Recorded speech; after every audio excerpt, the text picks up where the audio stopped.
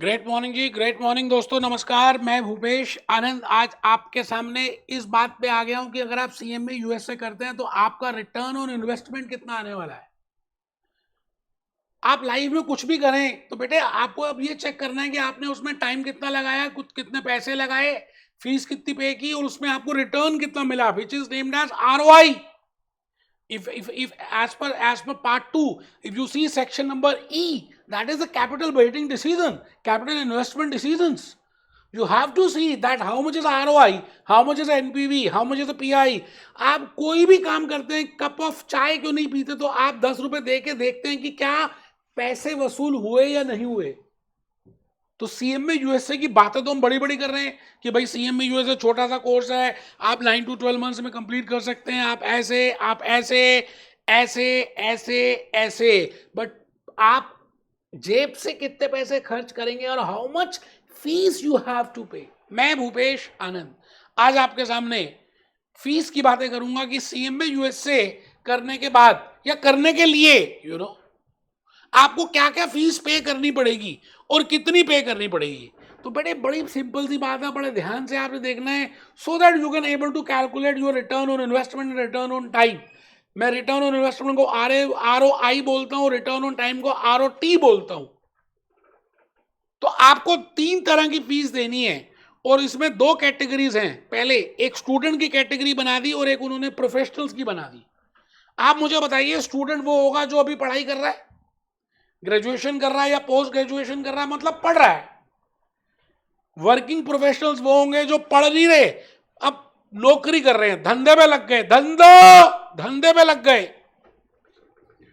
क्या लगता है सीएमए आईएमए इंस्टीट्यूट को ज्यादा पैसे वर्किंग प्रोफेशनल से लेने चाहिए या स्टूडेंट से लेने चाहिए या बराबर लेने चाहिए? सोच के बताइएगा।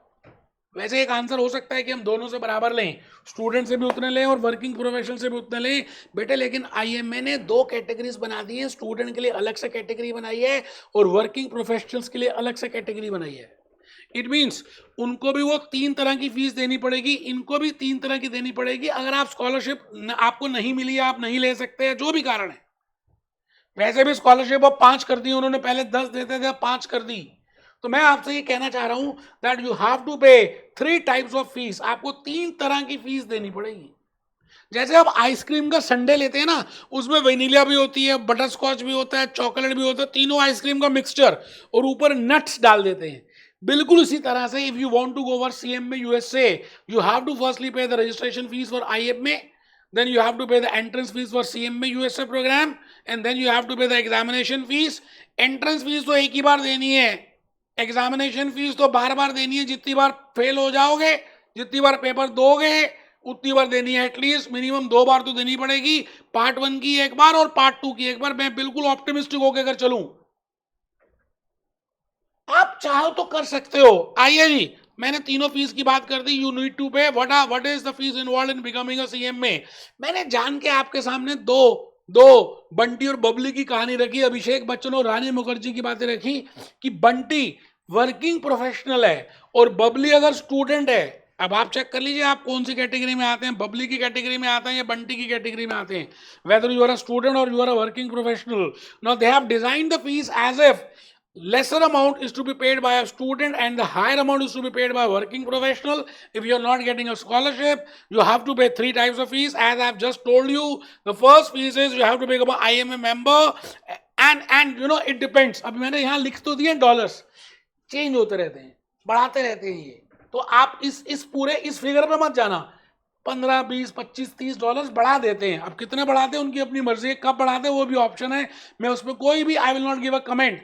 बट द पॉइंट इज, लगभग जब मैं ये वीडियो बना रहा हूं तो इतनी फीस चल रही है। एंट्रेंस फीस, एंट्रेंस छोड़ दी, सबसे पहले मेंबरशिप फीस देखिए $29 है, और वहां पर यहाँ पर देखिए डॉलर्स है ना, ठीक है जी, और यहाँ पर 49 है, ठीक है। उसके बाद आपको एंट्रेंस फीस देनी है और फिर आपको एग्जामिनेशन फीस देनी है। बेटे इंटरनेशनल डिग्री मिल रही है, कोई मजाक तो है नहीं।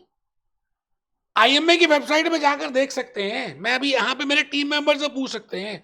आइए ना, मैं आईएमए की वेबसाइट पे क्यों ना चला जाऊं, उसमें हजारों तरह की बातें लिखी हुई है सीएमए एफएक्यूज। वो बात अलग है ना, आपके पास टाइम ही नहीं, आप जाते ही नहीं, आप देखते ही नहीं।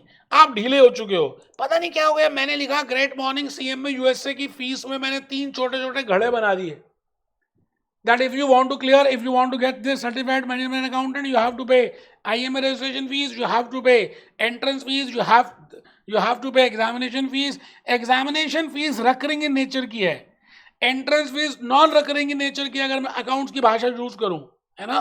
तो आपको अब ये चेक करना है कि आप पहली बार आखिरी बार, पहली और आखिरी बार फीस देनी है, ठीक है जी। तो देखिए इस दुनिया में वैसे कुछ मिलता थोड़ी है कुछ दिए बिना। For getting something you have to lose something. तो मन छोटा ना कर रहे हैं कि अगर आपको स्कॉलरशिप नहीं मिली, आपने इसलिए सीएमए यूएसए नहीं किया था कि स्कॉलरशिप मिलेगी तभी करेंगे। इसका मतलब धिक्कार है आपके जीवन पे अगर आप ये सोच के चलते हैं। हाँ, कोशिश होनी चाहिए कि भाई आप स्कॉलरशिप अगर एलिजिबल है तो आपको कोशिश करनी चाहिए। I prepared a separate video कि भाई इंडियन स्टूडेंट को कैसे करना चाहिए। They should get it sign through nomination form, through head of department और थ्रू प्रिंसिपल।